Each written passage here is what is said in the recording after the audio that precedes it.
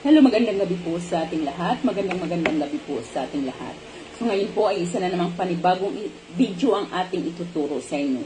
Ang video pong ito ay upang siya ay lubusang mababalisa. Pagkatapos mo itong gawin, ang taong ito ay lubos na mababalisa.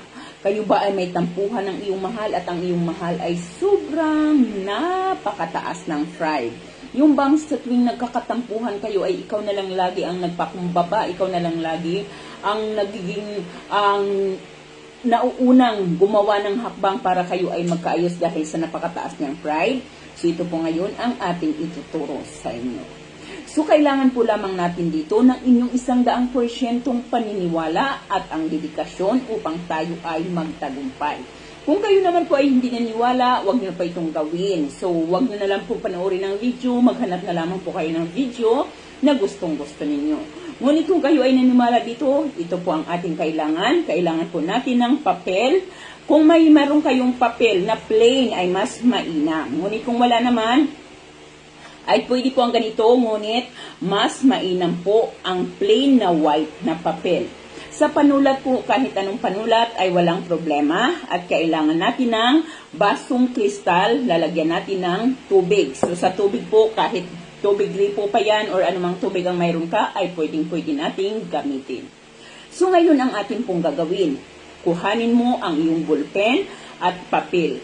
Sa papel ay isusulat mo ang kanyang pangalan ng 7 beses. 7 beses po ang kanyang kumpletong pangalan. So, halimbawa, siya si Robert J. Dornan. Yan. Robert J. Dornan.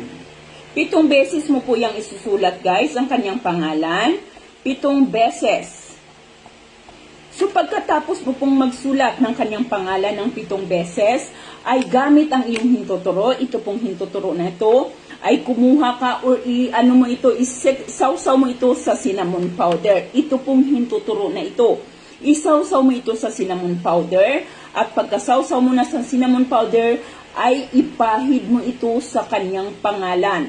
Bawat pahid mo ay bigkasin mo ang kanyang pangalan at ang iyong intensyon. Ano ba ang intensyon mo kung bakit mo ito ginagawa? So halimbawa, Robert J. Dornan, hindi ka mapapakali, pakakaisipin mo ako bawat minuto, magiging mababa ang pride mo at ikaw ay lalapit sa akin. So kung ano po ang iyong intensyon, kung ano po ang kahilingan, ayun po ang iyong bigkasin mo kanyang pangalan, and din ang iyong intensyon, and din sa susunod niyang pangalan hanggang sa mapunasan mo ng cinnamon powder, ang kanyang 7 pangalan na ating isinulat sa papel. So pagkatapos po ninyo yun, ay irolyo po natin itong ating papel. So irolyo po natin papasok ha, irolyo, huwag pong palabas, baka mamaya palabasan yung pagkarolyo, papasok dahil tayo ay humiling. So ganito po ang ating pagkakarolyo, paloob po sa atin. So ayan. Ngayon po, pagka nairolyo na ito, ang gagawin mo ay ilagay mo ito dito sa ating tubig. So ayan. Kapag nailagay na po natin ang papel sa ating tubig, ay kumuha ka ng 1 kurot na asin at ilalagay mo ito dito.